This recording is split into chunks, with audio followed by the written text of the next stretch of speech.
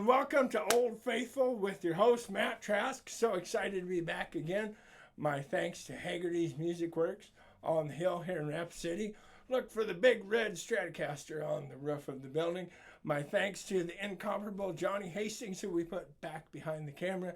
He wants to come on again with his acoustic guitar, and by golly, we're going to let him. My thanks, as always, to Black Hills Blend Espresso, which we're not featuring today. I believe I've talked enough about that. They are open at 2 locations. Do give them your business. They might not make you happy, but they'll make you caffeinated.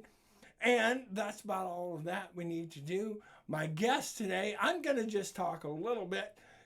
You'll find this hard to believe, everybody, but downstairs here at Haggerty, there's a room full of amplifiers. And it's like one of my favorite places in the whole world.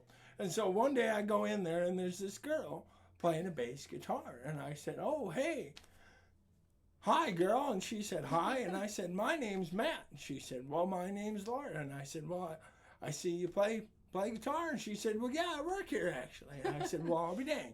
You'll have to come on my show." And she said, "Oh, heaven, I could never be on your show." And so I said, okay. So she's playing away on this bass guitar, but I'm a genial sort of feller, so I just kept talking. I said, "Well, where are you from?" And she said, "Well, I came from Portland, Oregon." I said, "Oh, I'll be dang. Well, what were you doing in Portland, Oregon?" And she said, "Well, I was working for this luthier out there." And I said, "Luthier, not Lutheran. A Lutheran is a fun Catholic. A luthier is someone who works on guitars." So she says, "Well, I was working for this luthier." And I said, "So did you build a guitar?" And she said, "Matter of fact, I did." And I said, "And you don't think you can be on my show?" Here she is, Laura Mills, everyone. In the flesh. And her handmade guitar, which is right behind us, and we're going to talk a little bit about that. But I have hogged like 5 minutes now. Why don't you tell us about you, Laura? It's so nice we don't shake hands anymore, but nice to see you and stuff. Do like an elbow Thanks bump. for being on my show. We can try that. Yeah, sure. Well, yeah, my name's Laura, as you have mentioned, Laura Mills, and I moved to Rapid at June last year. And so I've been doing guitar repair for about 6 years now. I started at a shop in Laramie, Wyoming. Okay. Actually, it's just a small business, and the owner and his son both did guitar repair. And I started working at the shop, and the son started teaching me guitar repair over the couple years that I worked there. I just fell in love with it. Like the instant he showed me how to set up an acoustic guitar, how to make it feel good when you play, I was just in love. That was like the end for me. And so I worked there for a few years and moved to Portland, Oregon, as you mentioned, and worked for a luthier out there. I took a class, which is where I built this guitar. I took a class with Charles Fox in Portland. And yeah, I've just been continuing to do repair. We moved out here in June and started working for Haggerty's in July. And I think you and I met probably a few months into that. Well, yeah, I don't remember exactly when, but we're going to talk about Charles Fox. We're going to talk about this beautiful OM style guitar, but let's go back to the guitar shop in Laramie. Sure. First of all, did they build instruments, repair, sell, manufacture? Mostly just sell and repair. Okay. And then we also did band and orchestra rentals. Okay. Which is something Haggerty's offers as well. Right. Well, Laramie is a smaller town even than Rapid City, which is roughly 75,000. I don't know. Was there enough musical repair stuff to keep two guys in the money? Actually, surprisingly so. It was more of a stopping place in a lot of ways because a lot of bands that would go to Denver or Cheyenne or kind of like pass through would go through Laramie. Also, it was a college town, and so you'd get like the university musicians would need their instruments repaired, and so yeah, it kept me really busy. There was also a surprisingly large like metal scene out there, so I did a lot of like drop C sharp tuning, metals everywhere. Whatever. Yeah. Well, yeah. Slipknot's from Iowa. Oh, well, there you go. Yeah, or some maybe, of them. It's living in the Midwest. You gotta do Look something. at me talking about Slipknot like I know what I'm talking about.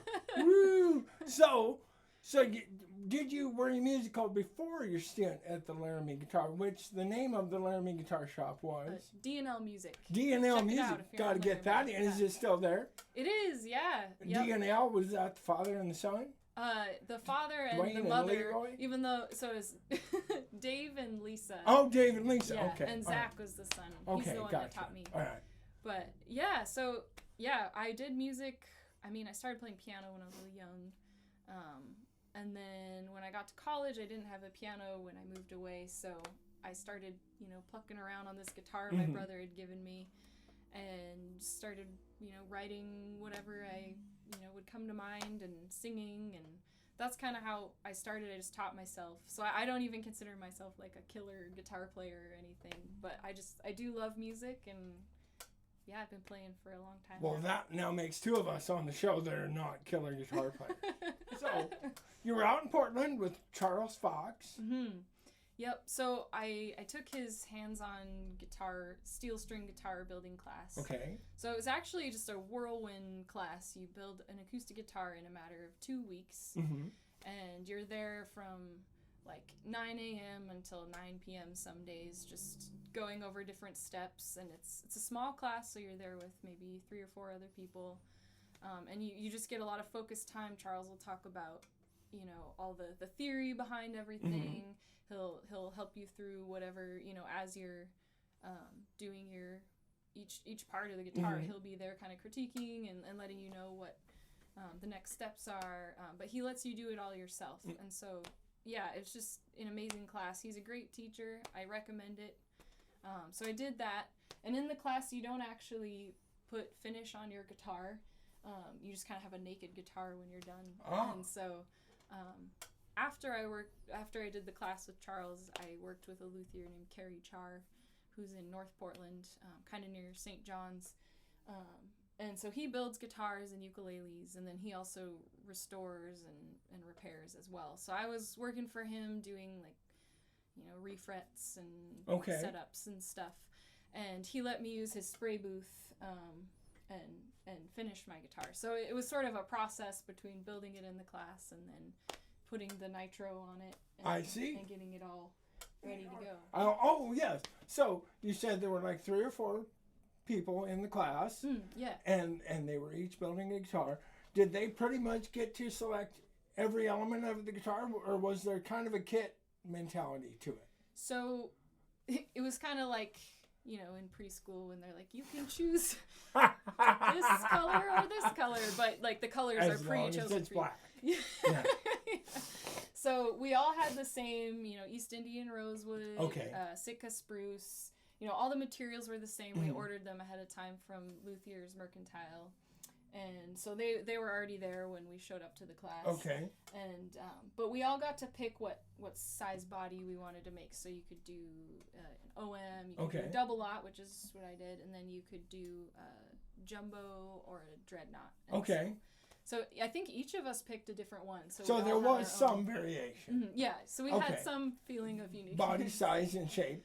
Yeah. Could you do different bracing, or were they all braced the same? All braced the same. All the braced Martin the same? X-brace style. Okay. And the neck, were the necks all like the fretboard radius? Would it have been the same on all 4?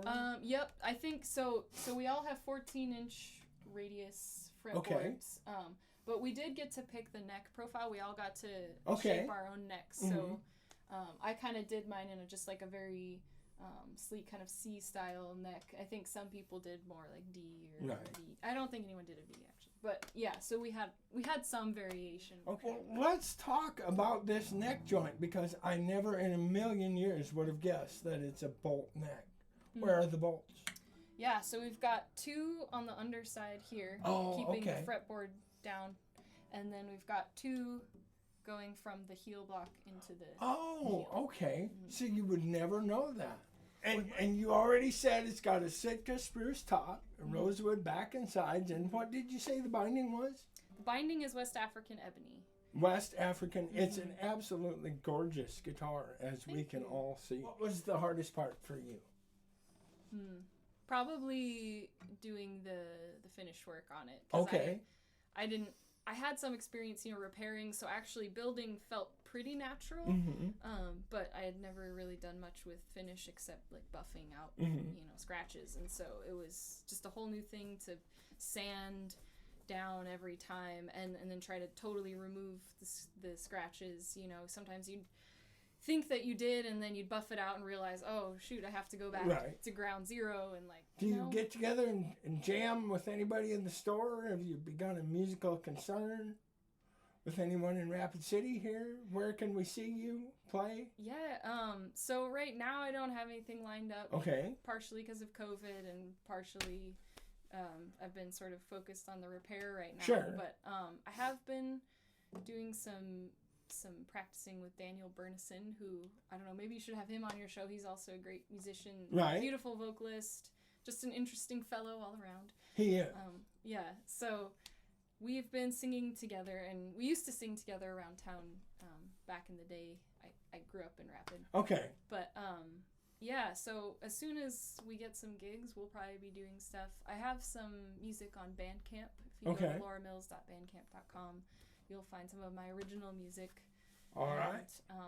But yeah, for now, if you want to, come talk to me, I'll be at the shop at Haggerty's. At chilling in Haggerty's the back Music with Works Scott. here. Yeah. Laura Mills and Scott Pack, they can get her done for you. Remember my sponsorship with Trask Hay LLC. This is a big deal.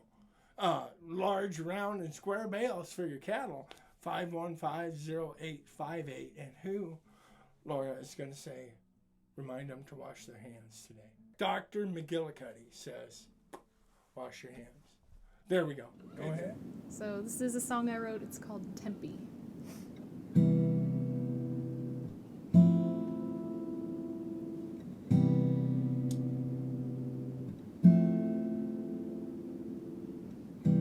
Take me back to Tempe.